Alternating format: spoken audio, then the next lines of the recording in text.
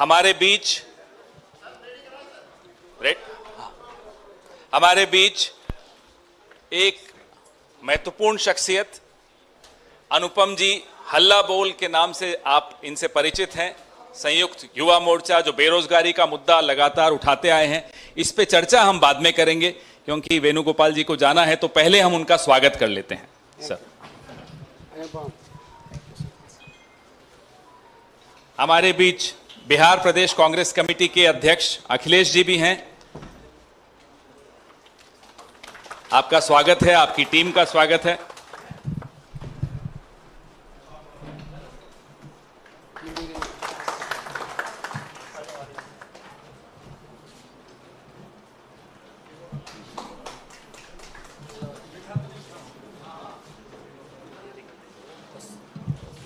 Sir, आप if you want to leave you can. Okay. We'll take forward. Okay, sir. Thank you. Thank you Venugopal जी। कुर्सी ले लीजिए। धन्यवाद। तो हम जिस मुद्दे को बार बार यहां से उठाते रहे हैं, राहुल जी अपनी भारत जोड़ो यात्रा में लगातार उठाते रहे, बेरोजगारी का मुद्दा, उस मुद्दे को लेकर हमारे साथी अनुपम जी ने 113 संगठन पूरे देश के, उनका एक मंच बनाया और उस मंच के माध्यम से इन्होंने प्रदर्शन किए, आंदोलन किए और यहां तक कि तिहाड़ जेल भी इनको डाल दिया गया क्योंकि अग्निपथ योजना के खिलाफ इन्होंने बढ़ चढ़कर, मुझे लगता है सबसे अग्रणी अगर कोई आवाज रही तो वो अनुपम जी की रही। अखिलेश जी, मैं आपको भी धन्यवाद देता हूं कि आपने हमें एक नौजवान साथी को जोड़ा और इनके साथ हजारों नहीं लाखों की संख्या में लोग, और इनकी जो एक खूबी है वो भी मैं आपको बता दूं कि ये बहुत ही अच्छा संगठन की समझ बड़ी अच्छी है इनकी, ऑर्गेनाइजेशनल एबिलिटीज बहुत जबरदस्त है इनकी। मुझे पूरा भरोसा है कि कांग्रेस परिवार में ये जो अपनी आवाज उठाना चाहते हैं जिन मुद्दों पर, वो सिर्फ और सिर्फ कांग्रेस के ही मंच से उठाई जा सकती है। बाकी तो आप जानते हैं कहां हमें और आपको व्यस्त रखा जाता है किन मुद्दों पर। असली बुनियादी मुद्दों पर अगर कोई बात करता है तो वो हमारे साथी अनुपम जी करते हैं।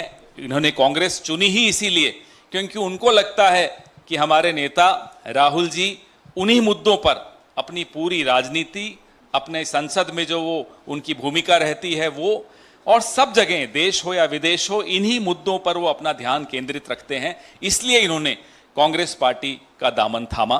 मैं अखिलेश जी से पहले आग्रह करूंगा कि वो इनके स्वागत में 2 शब्द कहें। मित्रों, ऐसे तो अब मुझे स्वागत करने के अलावा ज़्यादा कुछ कहने के लिए नहीं रह गया है। अनुपम जी लगातार बिहार में एक्टिविटी करते रहे हैं, खास करके कोसी के इलाके में, सुपौल के इलाके में, और बिहार में प्रायः हर जिला में नीट में जो धांधली हुई, बेरोजगारी से रिलेटेड हर ये इशू पर, और पूरे देश भर में इनका आंदोलन चलते रहा। हमने पहले भी आग्रह किया था, आज से 4-5 महीना पहले, कि आपकी जो लड़ाई है उसमें कांग्रेस पार्टी और हमारे लीडर राहुल गांधी जी सबसे ज़्यादा सहयोग करते हैं और उस इशू को कांग्रेस पार्टी अपना इशू मानती है, इसलिए आपको साथ मिल के काम करना चाहिए। हम इनका आज इस मंच में स्वागत करते हैं और मुझे पूरा विश्वास है कि कांग्रेस के संगठन को, कांग्रेस की ताकत को बढ़ाने में इनकी महत्वपूर्ण भूमिका होगी। बिहार से लेकर देश के अन्य हिस्सों में हम इनका फिर से इस कांग्रेस पार्टी में स्वागत करते हैं और इनको भी। और एक खूबी और मैं बताना भूल गया क्योंकि हम कम्युनिकेशन डिपार्टमेंट से हैं, तो हमारे लिए एक बहुत अच्छी ताकत और आई है क्योंकि ये बहुत अच्छे कम्युनिकेटर माने जाते हैं बिहार भर में भी और देश में भी। मैं अब आग्रह करूंगा अनुपम जी से कि वो अपने 2 शब्द आपके सामने रखें। बहुत बहुत धन्यवाद पवन जी और बिहार प्रदेश कांग्रेस कमेटी के अध्यक्ष अखिलेश जी को मेरा धन्यवाद। साथियों, आज मैं अपने राजनीतिक जीवन की एक नई पारी की शुरुआत कर रहा हूं। आप में से कई लोग जानते हैं कि लंबे समय से सक्रिय तो हम रहे हैं, लेकिन एक ये नए तरह का स्टार्ट है। मन में सवाल आना चाहिए कई लोगों के, क्योंकि मेरा जितना काम रहा है पिछले कुछ वर्षों से वो राजनीतिक दलों से स्वतंत्र रहा है पूरी तरह से। तो ये फैसला लेना कि पार्टी ज्वाइन करना है, उसके पीछे नेचुरली कुछ लोगों के मन में प्रश्न उठेंगे। दोस्तों, मैं कम से कम पिछले 4-5 साल से एक बात कह रहा हूँ, मैं उसको आज रिपीट करना चाहता हूँ। आज हम लोगों के देश में जो असल लड़ाई चल रही है वो दो तरह के फोर्सेस के बीच में है। एक है जो इस देश को बेचना चाहते हैं और दूसरा फोर्स है जो इस देश को बचाना चाहता है। एक है जो भारत को तोड़ने पर आमादा है और एक फोर्स है जो भारत जोड़ने की कोशिश कर रहा है। यहां पे कोई कंफ्यूजन नहीं रहना चाहिए किसी के मन में भी कि इस देश के सच्चे राष्ट्र प्रेमियों को आज के इस दौर में किस तरफ रहना चाहिए। जिसको कहते हैं ना, धर्म क्या कहता है? धर्म है to be on the right side of history, और जो राइट साइड ऑफ हिस्ट्री है उसका नेतृत्व आज के समय में कांग्रेस पार्टी कर रही है। कांग्रेस पार्टी के नेता राहुल गांधी कर रहे हैं। जो देश बेचने वाले लोग हैं वो मुनाफे का निजीकरण कर रहे हैं और घाटे का राष्ट्रीयकरण कर रहे हैं, जिसको हम मोडानीकरण कहते हैं। मोडानीकरण एक पैकेज है जिसमें ये दोनों बातें आ जाती है। और जो देश बचाने वाले लोग हैं उनको न्याय की बात करना पड़ेगा, और न्याय की बात सिर्फ करना नहीं, सही में कन्विक्शन के साथ जस्टिस के लिए देश में, समाज में, सड़क पर उतरने का काम करना पड़ेगा। और वो काम आसान नहीं है, उसके लिए नैतिक बल चाहिए।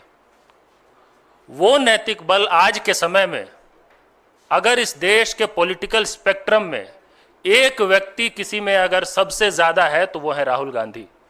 इसमें कोई अतिशोक्ति नहीं है, इसको लेकर मेरे मन में कोई कंफ्यूजन नहीं है। और अगर आपके मन में सवाल हो कि क्यों कांग्रेस, तो उसका प्रमुख जवाब यही है कि हम देखिए नैतिक बल से आकर्षित होने वाले लोग हैं।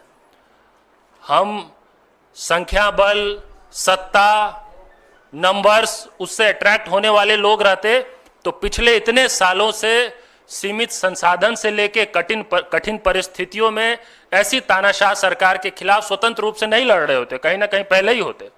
हम उस नैतिक बल से आकर्षित हुए हैं जिसको आज पर्सोनिफाई राहुल गांधी करते हैं।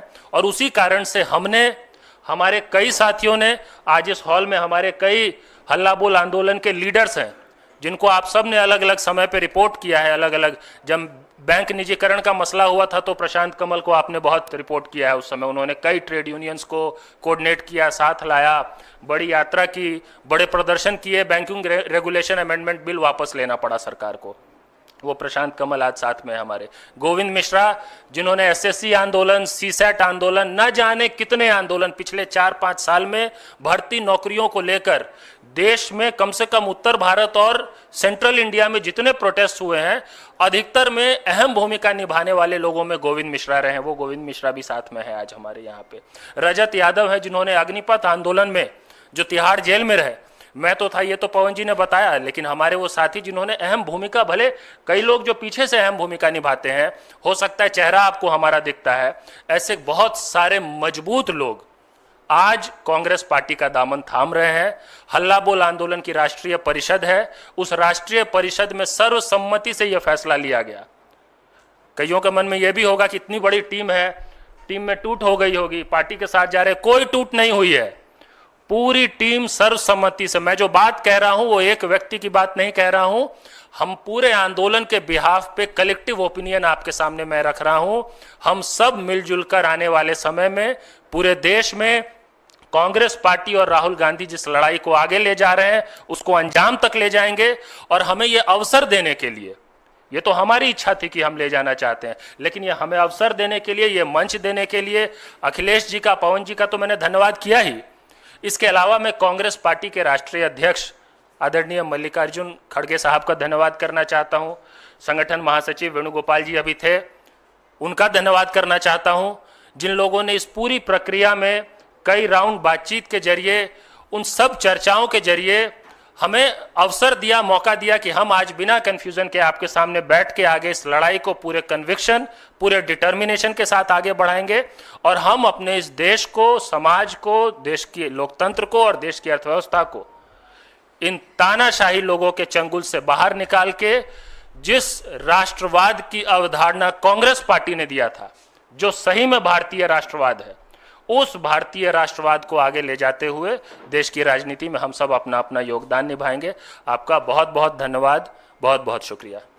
धन्यवाद अनुपम जी। राहुल जी के लिए दो लाइनें हैं कि जिनके होठों पे हंसी और पाँव में छाले होंगे, हाँ वही लोग तेरे चाहने वाले होंगे।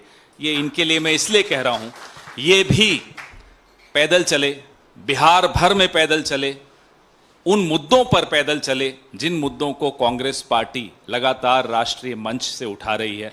इसलिए ये लाइन भी इनके लिए बतानी ज़रूरी थी। ये बात इनकी ज़िंदगी की बहुत महत्वपूर्ण बात है। इस तरह पैदल चलना, हम सब जो राहुल जी के साथ संघर्ष करते हुए थोड़ा चले और फिर रुक गए, हमें मालूम है वो कितना बड़ा संघर्ष किया। तो आपका फिर से स्वागत है अनुपम जी। अब आपके 5 सवाल हम ले सकेंगे, फिर जाना है अखिलेश जी को भी कहीं, तो सवाल जो भी हों आपके शुरू कीजिए।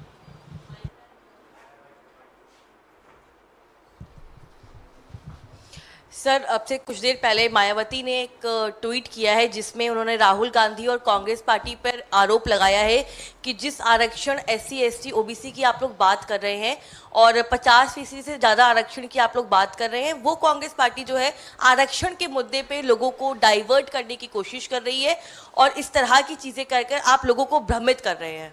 कैसे भ्रमित कर रहे हैं? हम तो चुनौती सबको दे रहे हैं। इस देश की राजनीति में जो भी सक्रिय है, जिस भी पार्टी में है, बताइए क्या 50% की सीमा आरक्षण की आप समाप्त करने के हक में हैं या नहीं हैं? हैं तो आइए हमारे साथ मजबूत कीजिए हमारी इस मांग को। नेक्स्ट। सर, हरियाणा चुनाव पे रणदीप सुरजेवाला जी से मैंने बात किया था, न्यूज 18 इंडिया से उन्होंने कल बातचीत किया था। उसमें उन्होंने कहा है कुमारी सैलजा जी की नाराजगी पे कि पार्टी में कई बार न्याय नहीं हो पाता, उम्मीद है राहुल गांधी न्याय कर देंगे। और इसके अलावा मुख्यमंत्री को लेकर वहां उन्होंने कहा है कि उनकी भी आशा है, उम्मीद है कि वो और कुमारी सैलजा राज्य का नेतृत्व करें, फैसला पार्टी को करना। देखिए, ये हर पार्टी में हर व्यक्ति को अपनी महत्वाकांक्षा के बारे में चर्चा करने की पूरी आज़ादी है, उसमें कोई गलत बात नहीं। मैं जो यहाँ बैठा हूँ अपनी महत्वाकांक्षा लेकर बैठा हूँ, अखिलेश जी यहाँ बैठे हैं, उनकी भी महत्वाकांक्षा है, अनुपम जी की भी पूरी उम्मीद है मुझे कुछ महत्वाकांक्षा होगी, तो उसमें क्या गलत है? इसमें विवाद तो कहीं है नहीं। हमारे यहाँ एक प्रक्रिया बड़ी स्पष्ट है। एक विधायक दल की बैठक होती है, विधायक दल चर्चा करता है, अपनी अनुशंसा वो केंद्रीय नेतृत्व को अवगत कराता है अपनी अनुशंसा से, और उसके बाद केंद्रीय नेतृत्व उस पर निर्णय लेता है। देयर इज नो कंफ्यूजन, और कोई कंफ्यूजन की कोई स्थान भी नहीं है। भारतीय जनता पार्टी अगर इसी उम्मीद पर बैठी है कि हमारे यहाँ कुछ कंफ्यूजन है इसलिए उनको कुछ मिल जाए, तो उनको कहिए दूर दूर तक कोई उम्मीद नहीं रखें। सर, कुमारी सैलजा जी के साथ न्याय नहीं हुआ, राहुल गांधी से न्याय की उम्मीद। मैंने आपको जैसा कहा, बीजेपी अगर इस उम्मीद में बैठी है तो वो इस उम्मीद को छोड़ दे। हम भारी बहुमत से हरियाणा जीतने जा रहे हैं, और इस पार्टी में मैं अपने अनुभव से कह सकता हूं, निजी अनुभव से कह सकता हूं, अखिलेश जी भी कह सकते हैं, हम सब कह सकते हैं, हमारे साथ देर से हो जल्दी हो न्याय जरूर होता है इस पार्टी में, और किसी पार्टी में ऐसा न्याय नहीं हो सकता जैसा हमारी पार्टी में होता है। सर, गृह मंत्री अमित शाह का एक बयान सामने आया है। कल हरियाणा में जब वो एक जनसभा को संबोधित कर रहे थे, उन्होंने कहा कांग्रेस को कटाक्ष करते हुए कि कांग्रेस कह रही थी कि जो आतंकवादी जेल में है, पत्थरबाज जेल में है, हम उन्हें छोड़ देंगे। लेकिन मैं कहना चाहता हूं, जब तक भाजपा में एक एक व्यक्ति में जान है, आतंकवाद को पंजाब और हरियाणा कश्मीर में पनपने नहीं देंगे। किस किस को उन्होंने ब्रांड एम्बेसडर बनाया जब ये 2014 के बाद सरकार में आए पीडीपी के साथ मिलकर? तो आसिया अंद्राबी एक नाम तो मैं अभी बता देता हूं। ये हमने कहां कहा है, पहले ये दिखा दें। गृह मंत्री झूठ बोले, इस देश का गृह मंत्री, तो पहले तो अचंभा होता था, अब नहीं होता, क्योंकि उनके जो बॉस हैं प्रधानमंत्री वो कम झूठ बोलते हैं। इसलिए इनके झूठ पर अब हम अपना समय व्यर्थ करें, बेकार करें, कोई लाभ नहीं है। देश जानता है, जब मुंह खोलते हैं मोदी जी और अमित शाह जी सच ढूंढना पड़ता है, मिलता नहीं है। फोटो एक सवाल और हो जाए फिर last.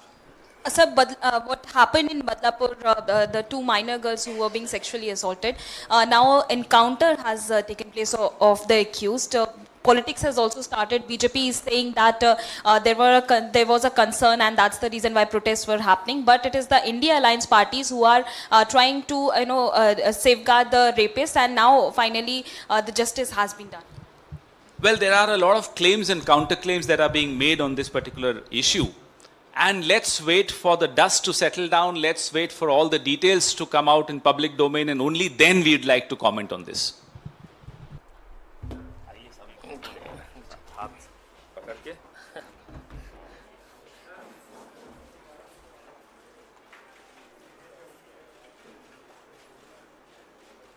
Thank you. All the best. Thank you so much. other things.